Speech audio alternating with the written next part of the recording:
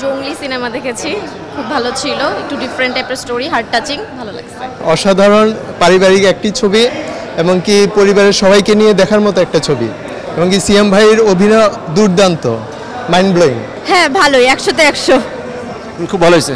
It was fantastic, completely different concept and it was awesome. অসাধারণ ছবি। I believe এরকম movie আমাদের film ইন্ডাস্ট্রিতে আরো বেশি হওয়া দরকার এবং আমাদের ফিল্ম সেক্টরটা আরো বেশি ডেভেলপ করা উচিত। This is fine example of what a good movie is suppose to be. Thank you. হ্যাঁ অনেক ভালো হয়েছে।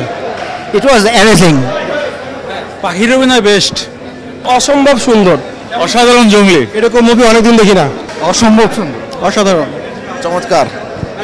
ভালো ছিল, অসাধারণ, অসাধারণ ভালো ছিল, অসাধারণ, অসাধারণ ভাই, ভালো ছিল ভাই, ভেরি গুড।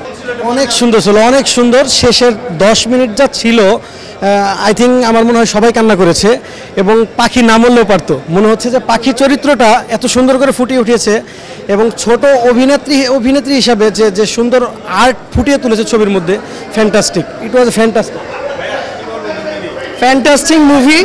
সিএমের অ্যাক্টিং অসাধারণ, বাট তবে মনে হচ্ছে মাঝে মাঝে মনে হচ্ছে যে পাখির অ্যাক্টিং আরও অসাধারণ। মাঝে মাঝে মনে হচ্ছে she carried the whole film by herself. অসাধারণ, একদম চোখের পানি বের হয়ে গেছে যে ছবিটা দেখে। বাবা মা এবং সন্তানের প্রতি যে একটা দায়িত্বশীল, এটা মনে করলেন যে পুরোটাই তুলে ধরা হয়েছে। তো এত সুন্দর যে চোখ দা পানি বের হয়ে গেছে। বরবাদটা আরও ভালো লাগছে।